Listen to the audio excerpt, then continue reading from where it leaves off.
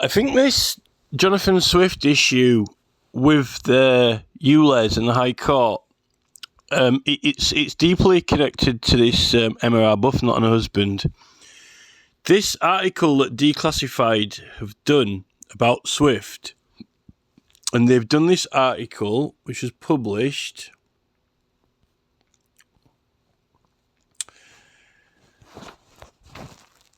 16th of June 2023.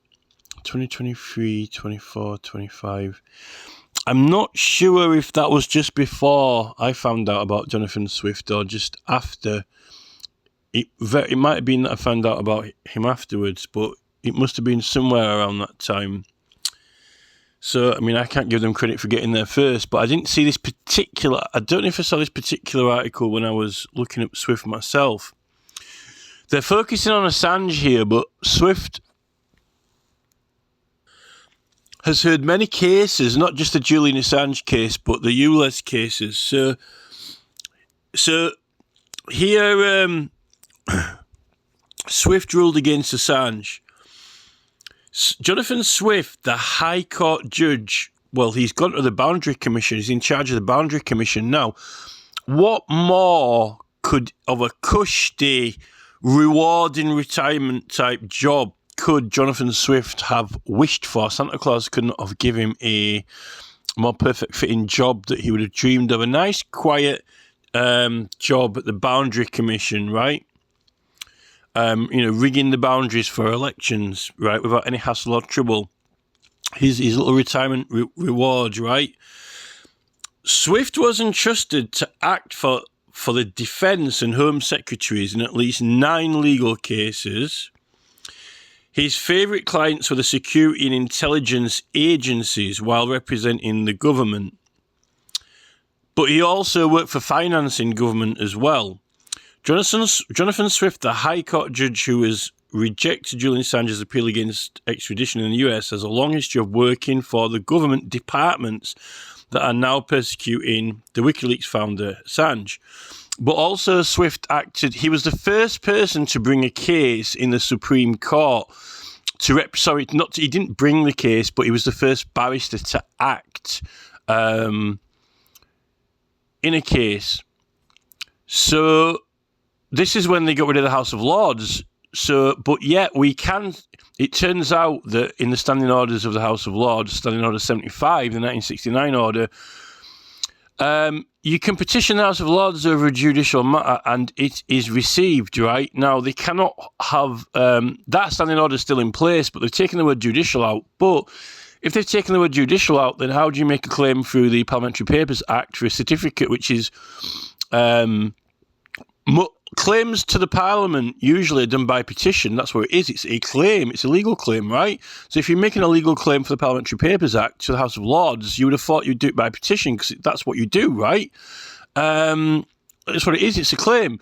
Now, they updated that act itself in 2005 by the Constitutional Reform Act and in 1990 as well.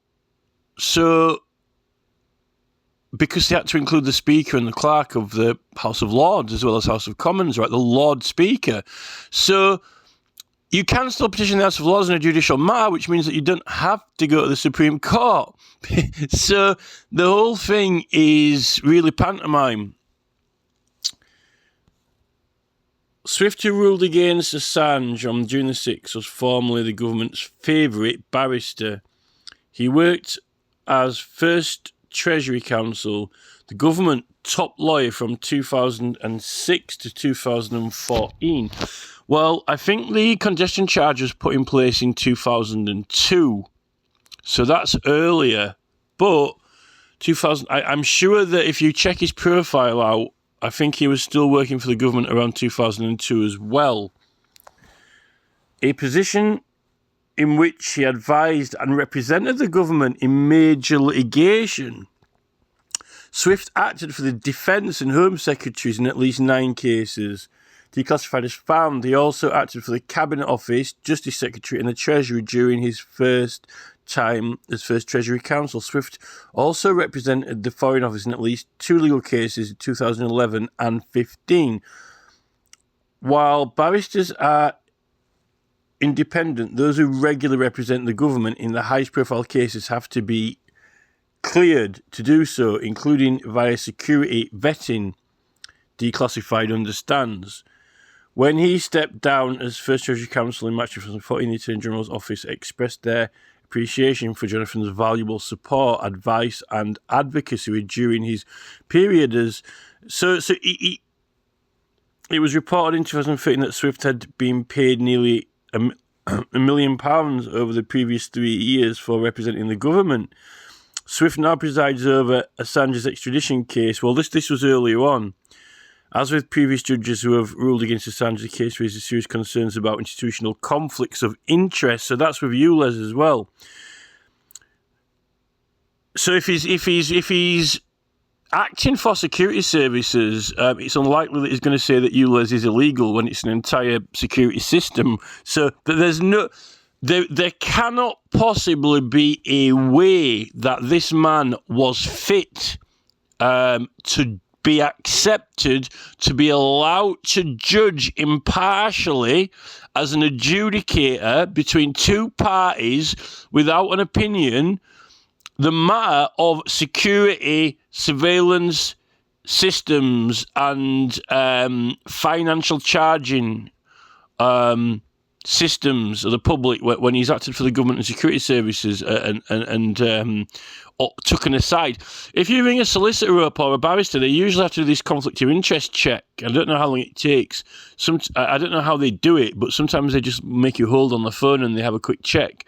I don't know how they could possibly do that through their entire history of cases, but they do some sort of check. But it's meant to be conflict of interest. Maybe it's with ongoing cases. There is a Jonathan Swift from prehistory. Well, there's a Jonathan Swift, an Irish poet as well. But as for the Judge Swift, this is what early life and education. They've shortened it quite a lot. This is what it says, right? So the interview. Just a minute. I'll finish this off because. Undertaking work for foreign governments. Swift took up his current position of judge in charge of the administration court in 2020, long-standing QC with prominent law firm 11KBW. Also a legal advisor to the committee. He was also a legal advisor to the committee of the City of London Corporation. Oh, right, a legal advisor to the City of London Corporation. Well, that's all to do with the Lord Mayor and so forth. Well, that if he's been given a legal advice to them, then surely that has to touch on fines and charges. And you know, we're getting into Sadiq Khan territory now. In fact. Well, the City Corporation of London is to do with the Lord Mayor and the Keeper of the Seal, and to do with all those certificates of privilege, the City of London privileges, right? If he was a legal advisor to the committee of the City of London Corporation, well, that is exactly hot on the exact...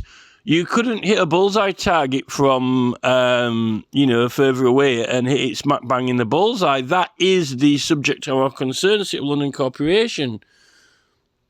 If he was advising for them, how can he be advising for that side and then suddenly be coming on, I'm going to be impartial? I don't want to write off all my previous opinions and work, right? Or, is he going to use his opinions and work?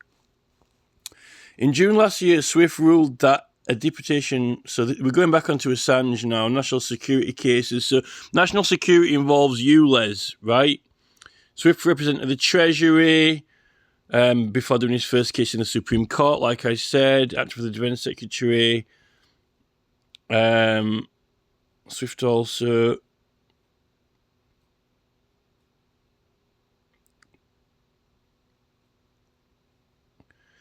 A number of Swift's cases, First Treasury Counsel can disclose of information to the public. He acted as Attorney General during freedom of information. Dominic Grieve. Blocked publication of letters overruling independent freedom of information tribunal. Swift. So they keep going back onto Assange now. So City of London Corporation. So that is, you've got alarm bells ringing there. There's not much on Wikipedia on his early life. Swift was born in Rochford, England, and educated in Southend High School for Boys. He studied at New College, Oxford, and completed a BA in 1987. He followed this with an LLM in Emmanuel College, Cambridge in 1988. He was called to the bar in Temple in 1989. This is all around the sort of the time when the Crown Prosecution Service was sort of starting up, just slightly after, and they got rid of the Tumultuous Petitioning Act as well. And practiced from 11 King's Bench Walk. He was first Treasury Counsel from 2007 to 2014 and took silk in 2012. He served as a recorder from 2010 to 2018. That was a recorder. He took silk in 2010, it says. Took silk in 2010. I don't know if he worked for the government earlier on, and was appointed Deputy High Court Judge in 2016. So there were more information about him, but it's been removed, some of it, I think. It's been redacted. There was a lot more information about him. He was appointed as a High Court Judge in 2018. There's not anything that much earlier about 2002. But whatever was there is now gone. I wonder if we can try and type in Jonathan Swift, and I'll put the year 2002, and I'll put barrister. Jonathan Swift, barrister, 2002. In 2000, oh look, here we go. In 2002, Jonathan Swift was a barrister practicing from 11 King's Bench Walk. Well, that's the AI has just got that answer from the page that I was already looking at. So he was just a barrister practicing from 11 King's Bench Walk. I don't know what cases he was taking on, but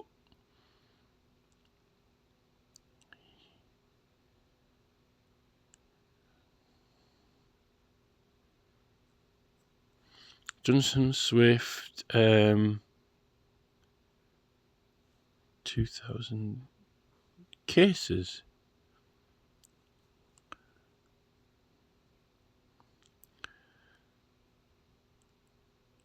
Jonathan Swift, a lawyer and later High Court judge, was involved in several cases, including representing the Attorney General in the Freedom of Information case.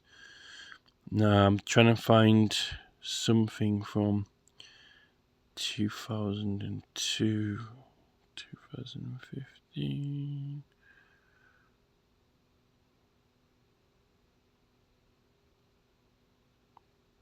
Probably could do it on that newspaper if I search 2002 and put in Jonathan Swift. I won't be surprised if something comes up in the newspaper. Archive search. 2006. Language and memory disorder in the case of... What's this? Language and memory disorder in the case of Jonathan Swift considers retrospective diagnosis.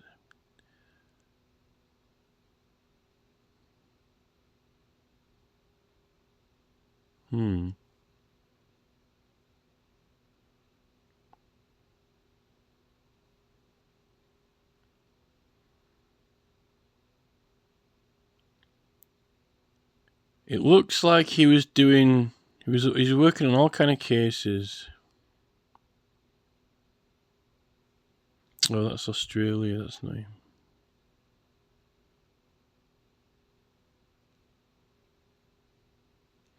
I think we might be getting onto that poet Jonathan Swift, because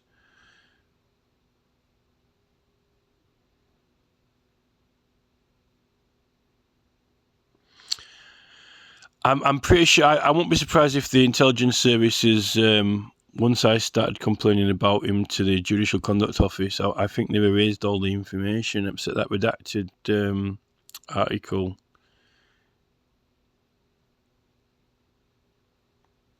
So he was practicing as a barrister in 2002. So the important thing is that he absolutely did do work for the City of London Corporation. So that itself, it doesn't matter whether he was actually directly involved in the congestion charge in 2002 or working for the government in finance in 2002, right? The City of London Corporation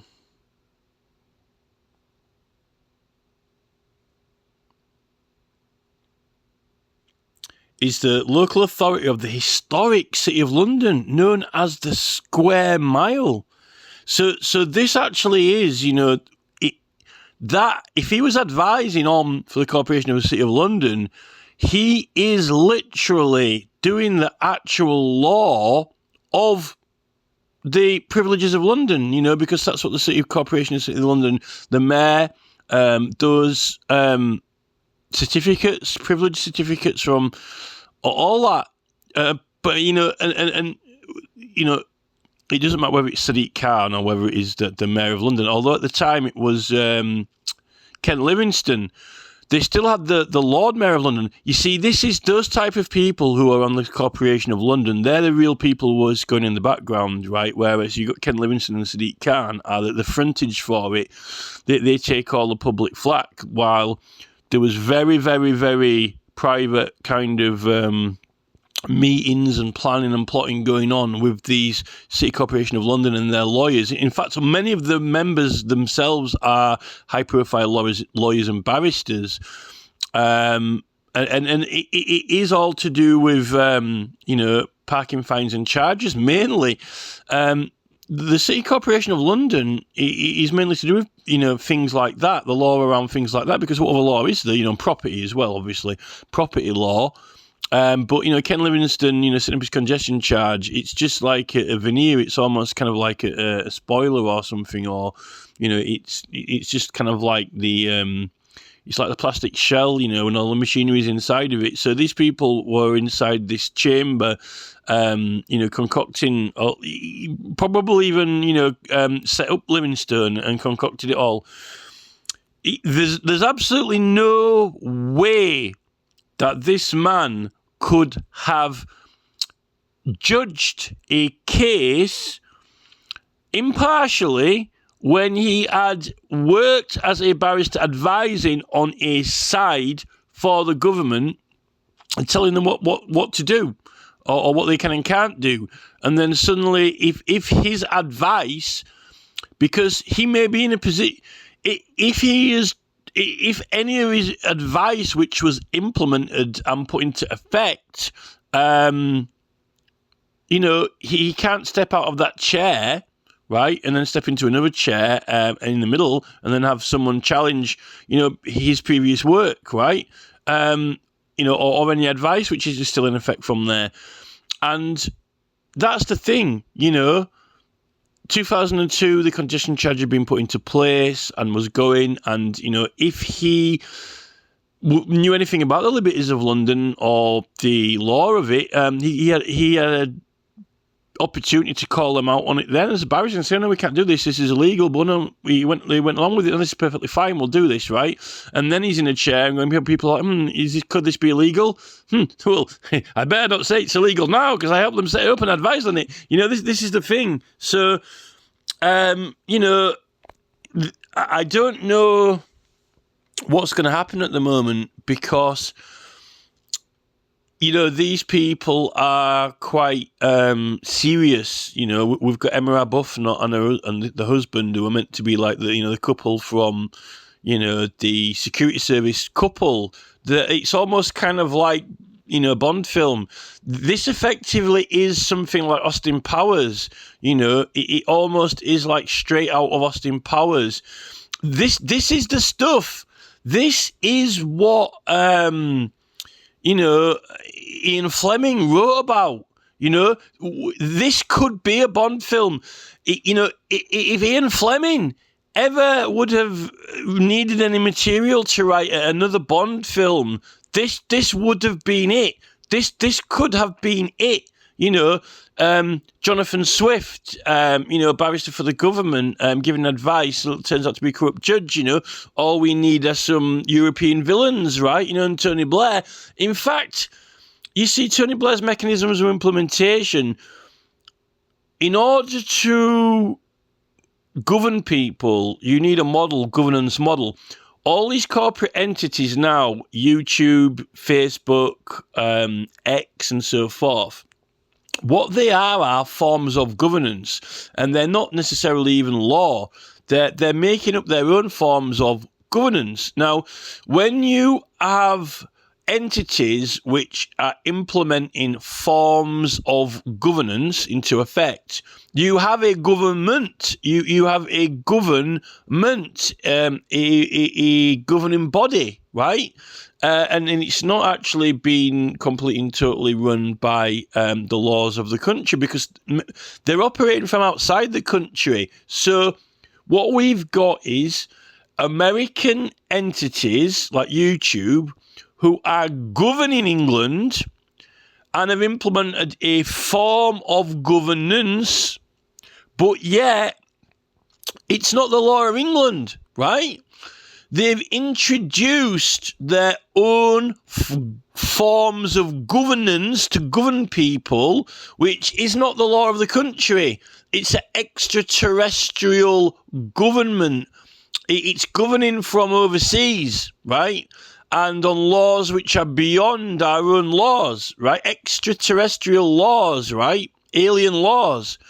And when you've got forms of governance, they are governments, right? So what you've got is, and some of these aren't even government law of their own country, right?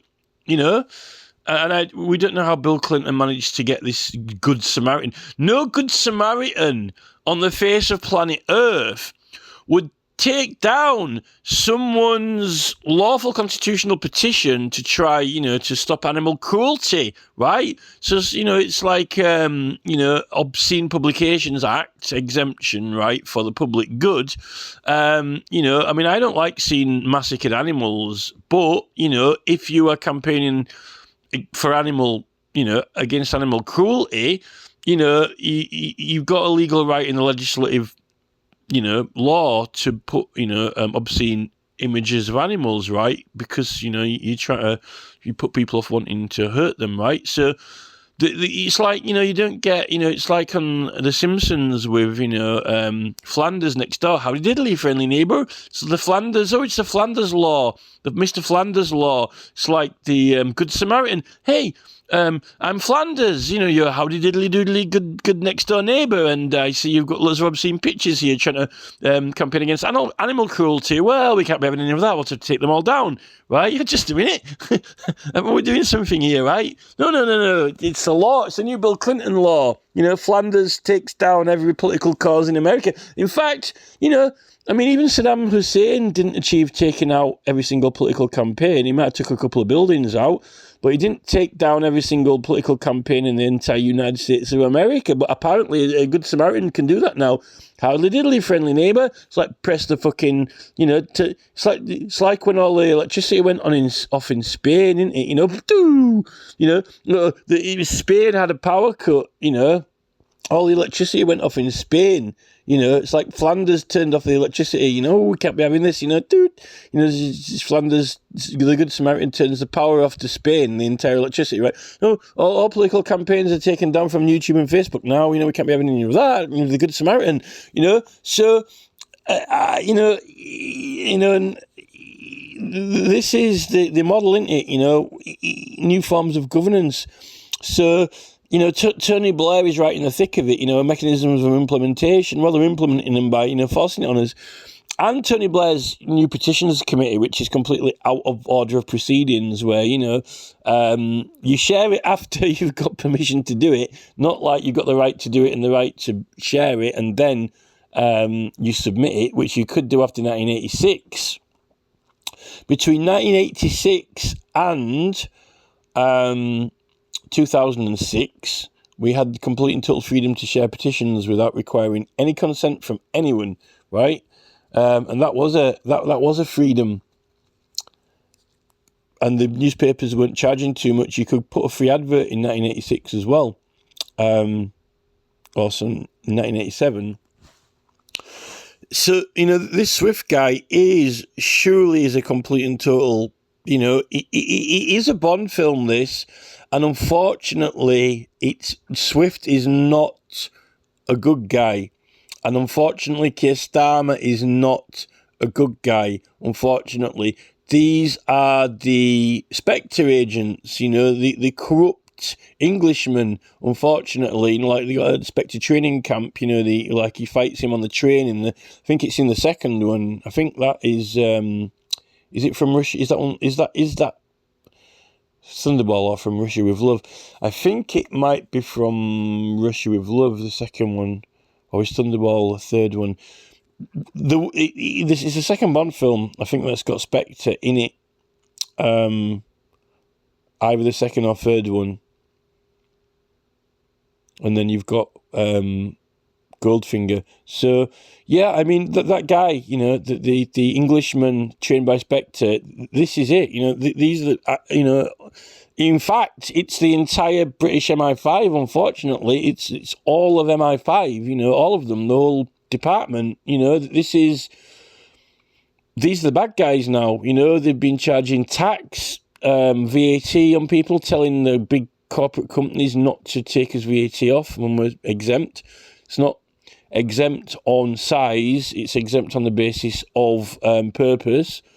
All these things they've been doing to these big companies, but they're all being bought up by big entities, staff training, being told what to do, and independent political causes really have been petrified, really. They've been completely and totally prevented from flourishing and becoming strong opposition to the main parties. And then you've got all the television corruption, now flourishing with Reform UK, but probably going back as far as Spitting Image, that was never stopped. And now every time even Reform are getting in the news just simply by doing something,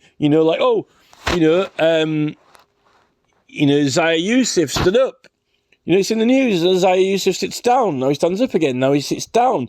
Zaya Yusuf goes for a walk in the park. Everyone, you don't need to do political. You don't need any political party funds or money. No one needs. When the news are giving you a full running commentary on there's a political party, it's called Reform, and you can vote for them now. Did you know that? And there's Zara Yusuf's in charge of it, and there's Nigel Farage and Tice and Esma McVeigh. They exist. And by the way, when you go down the voting station, they're going to be on the ballot. Get them voted for. None of what I've just told you can only reach your ears through funding that has been, officially put through their agent, no, we'll tell you about it, and then Jeremy Vine's gonna, give them all a booster because he's gonna, have the big screen show in front of them, and, you vote for all of them, we'll max it up to pump up the volume, get some more votes in for all of them, Spitting Image got Margaret Thatcher, thousands more votes, I think, she was on something like, a few 17, 18,000, and then she went up to 21,000 after Spitting Image, I think, in the next election, even though Conservatives, she did better after a Spitting Image character for sure. So, the news, and unfortunately, this is the type of thing that puts them to sleep, this puts, the TV presenters to fall asleep, boring, it's like, I'm boring them to death, but they're criminals, right? And this is fascism. These people are breaking the law. They are promoting and glorifying political parties and feeding us stories about them, letting us know about them, what they're doing. No one should know anything about a political party until they put out an advertisement, which they pay for, right? Unless there's an election on and it's being covered. Because they're not even really allowed to do a press release. Because a press release is publicity, right? Oh, Nigel Farage putting a press release out. Oh, we've got a new member, or, we're changing the name of the logo. We'll put a press release out. Zaya Yousaf stood up. Now he sat down again. Now he went for a walk in the park. It's a press release, right? Oh, Elon Musk, tweeted the other day that he just had a chocolate milkshake and it was rather delicious, right? Press release. Right. Elon Musk has got millions of followers. He does. Everyone knows what he does who is following him anyway, right? Now, the press do not need to report on tweets of celebrities because they've already got millions of followers. Just like Channel 4's got millions of watchers, or, BBC 2's got millions of watchers. Elon Musk's got his own viewers, right? And they know what he's doing because he tells them, right? But now the news are literally echoing or repeating every single thing these people do, right? To everyone else. Not only the followers, but to everyone. Now, what I've realised and noticed the news are doing now, all of the news programmes, BBC, ITV, pretty much all of them, right? And is what they're like Farage, right? They're just kind of like every time he does something now, they're telling us about it, right? So it's like, Elon Musk went to a ranchero, or Elon Musk walked up a hill, or Jack and Jill went up a hill to fetch a pail of water, came down again, Elon Musk, tweeted, he likes strawberries, right? You can't report what Nigel Farage is doing because you are promoting his political party and its activities. The only way that you're allowed to be informed of what Nigel Farage has done is through his political party's media and articles which they paid for, right? When they put it through your door, or drive down the street with a megaphone, right? Or put some flyers out. You can't be told what Zaya Yousaf's done. Zaya Yousaf walked a dog. Zaya Yousaf, went to hospital. Zaya Yousaf climbed a mountain. We're not allowed to be told because it's actually promoting the party, right? This is it. Unless there is a by-election on, in 3 weeks in Stroud, right? Now, the rest of the country don't need to know about that because only the people in Stroud know. Now, the people in Stroud know because the council post ballots through their letterbox to tell them to go to the polling station to vote. It doesn't even tell me. I've got a number of notices over there on my chair for local elections, which I kept, and it doesn't tell you who you can vote for on there until you go down there, right? So you aren't, unless they've posted it through your letterbox, I will stand or whatever, right? The only way that you could possibly know who's in the election is when they posted a thing for your letterbox, right? So I'm particularly dubious about all this Jeremy Vine bouncing up and down stuff, and I'll call it out. Because he called Alex Belfield out, right? I used to listen to Vine, but I realised that it's this, morning TV, the next generation family control, how we should act and behave and so forth. It's like the new model army, it's the new family. It's like it's a superhero. They've ditched all the action heroes on TV now because they're too dangerous because people are starting to do that, right? People are watching these movies now and they're like, oh dear, we've got an emergency, right? There's loads of things going on now in the world that we want to stop. So, they're all being the like movie hero. So now they've had to ditch that because it's too dangerous to have like Rambo and Arnold Schwarzenegger. Even the police chief is going and watching it with his children, right? Encourageable. So now they've scrapped all that and they're going on this like superhero family, right? The super family, the goody two shoes super family who are all woke. And this is the Jeremy Vine.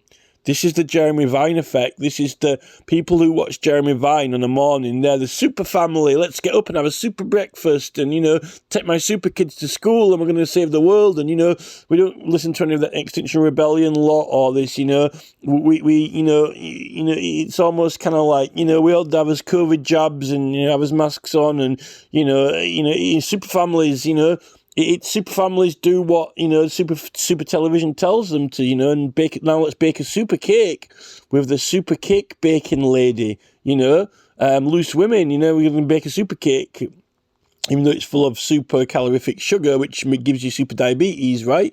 But soon, they're going on to, eating strawberries instead, and ditch the cream, super strawberries. So this is it. But when Jeremy Vine's like doing all these, the data's coming in on the election and so forth, if that has been going on while people are still, I'm not too sure what the timing is for it. I can't remember I don't think I've timed it, but if they start that show when people haven't finished voting, that is actually probably quite illegal. Probably more illegal than Farage being on TV, but I think they're supposed to not start that programme until everyone's finished voting and then they're counting them. But as they're counting them, right, they're doing it. But in a way, it's promoting the election. If you really wanted to get a police detective who was very intuitive and insightful and knowledgeable about what actually is going on here, it's not necessarily down to fingerprints and proof in that way. It's about understanding cause and effect, because in the election law, and in this particular area of law, what makes it illegal are factors of cause and effect, right? It's the influence of cause and effect, and which is the illegal element in it. So, if you did a program which was, encouraging people who didn't vote to go out and vote, right? That's illegal because they weren't going to vote, right? And you changed their mind. So you got more people to vote than who wanted to or were going to. You persuaded them to vote, right? So that is illegal because you changed their mind, right, in voting. So if these BBC programmes are getting more votes for all of the candidates, then it's still illegal because each candidate can possibly, will benefit from it or can benefit from it. So, but this bores them to death. I mean, this for the BBC, this is really a headache. They wouldn't want to entertain this because, firstly, it's illegal and criminal, and it would harm the reputation of the organisation. And secondly, just boring. Shut up. Fuck off. This is what that BBC newswoman who went over to America, right? I don't know her name off the top of my head, right? But one of the female TV news presenters on the BBC, I think it's BBC, she could be Sky, but I think it's BBC, right? She went over, she's in America, one minute she's in the studio, the next minute she's in America at the other side of the world, and these American senators are going past, and there's that, I forgot her name now, what's she called, Green or something, one of the Republican senators, and then this BBC woman starts interviewing her, but she starts asking her about some of the stupid things that she said, and then she sort of literally, they get into a bitch fight or a cat fight over, she said this comment or that comment, and then the American basically senator just tells her to fuck off. She goes, why don't you just go fuck off, right? This is like a proper bitch fight. cat fight. And obviously the BBC woman wanted to provoke her into that reaction, right? That's the type of thing that entertains the BBC. So, Jeremy Vine, he's got 20 jobs. He was on radio. I just thought he was a Radio 2 presenter. This is what he does. But it turns out that he does everything. And then he was like riding into the BBC on his penny farthing, getting attention from that through the City of London, kind of going for the... which, it was entertaining, but this is the thing, but he also is a morning television presenter as well,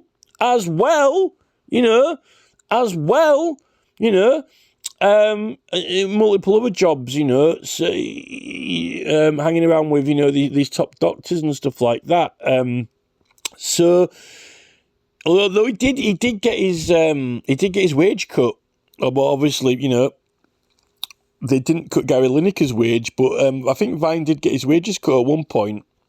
So this is the thing. The BBC really, this show makes them fall asleep because how much boring. Oh, come on, how much more boring can you get? Mr. Boring, Mr.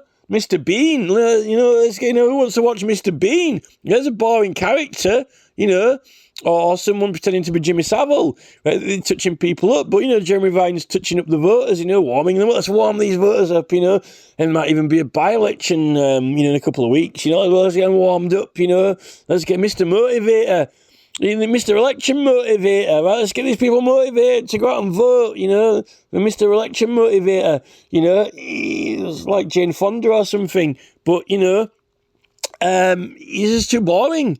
What could the BBC, they've got the state of the art, everything. We've got these, we've got Jeremy Vines bouncing up and down, you want to do something, we've got all this technology. What can we do with it? 3D screens, 4D graphics spinning around the studio and all this stuff, let's entertain people while we're giving them the election results. It's not like reading out the football things, is it? Scarborough 3, Lowestoft 0, Birmingham 7, Newcastle 42, or Lincoln 8, or in the 5th division now, Plymouth 9. This is it. This is boring. How boring can you get? Well, how criminal can you get? Look at this now. Look at all those voters coming out. If it weren't for the BBC and Jeremy Vine doing that 3D graphics elections, no one would come out to vote. They all think it'd be boring. But it's like watching the race, isn't it? Like watching the greyhounds go around, like a couple of guys with a cup of tea in the betting shop, and the newspaper out, I'll do a sweepstake. This is the thing, it's just boring, get lost, this is the thing, but this is the thing, there are laws that people think are boring and shouldn't be the law anymore because no one's abiding by them. What's the point? Everyone might as well go outside and, I wouldn't say go outside and have a riot because then I might end up like Lawrence Fox, but, the policeman likes to take his kid to the movies to watch riots, if that's not encourageable, hey, look, we're going to go watch the new Arnold Schwarzenegger film, watch them have a riot in the town, but you don't be doing any of that, son. I know you quite enjoy it in this film and it's quite encourageable, but, go out and do that, this is the thing, so, I don't know what you can do with these people. But this is the thing, there are plenty of things to entertain people with other than, the election. And, they could give Chris Packham, twice as much TV. They could, they might as well, rather than doing Spring Watch or, dyslexic brains, they might as well just give Chris Packham his own campaign programme, come and sign Extinction Rebellion petitions or whatever, take a side, let Vine, encourage, let's warm Mr. Motivator, let's warm get the country motivated to go out and vote, yeah? They might as well give Packham another 2, 3, 4 TV shows, telling people to go out and help Extinction Rebellion, you might as well. This is the thing. There are plenty of other things to do which not too much boredom. than illegal, activities. In fact, maybe even the Labour and Conservatives wouldn't be getting as many voters out otherwise. So maybe it's a secret plan how Labour and the Conservatives always wanted to top up their votes, through the BBC Corporation secretly. But that's the thing. So going back to Swift, so there's no way on this planet that Swift was legally entitled to sit that Stop ULEZ case. He could not possibly have had the legal entitlement to sit it. And whoever chose him, who chooses the judges, who assigns them cases, really should need sacking. Whoever assigned the case to him, which clearly it was assigned to him because he was working for the corporation before. They should know that. So we really are up against Spectre at this point. And I don't know what's going to happen. This should be the next Bond film, if there's going to be one. It should be the whole NATO, Blair, kind of like English security services, Jonathan Swift, Spectre, corrupt government thing. Versus actually, the people. Maybe Bond's a bad guy after all. Maybe Bond is a bad guy. And MI5 Chief Q. Maybe they're going to support these criminals and support election cheating, which is the only way really that they're going to get their surveillance, security, China state social point system, which they are fond of and really, really, really, really, really, really, really want. Please, can we have our new, state-of-the-art surveillance system? We ain't got no choice. The voters don't have a choice for it. So, that's it.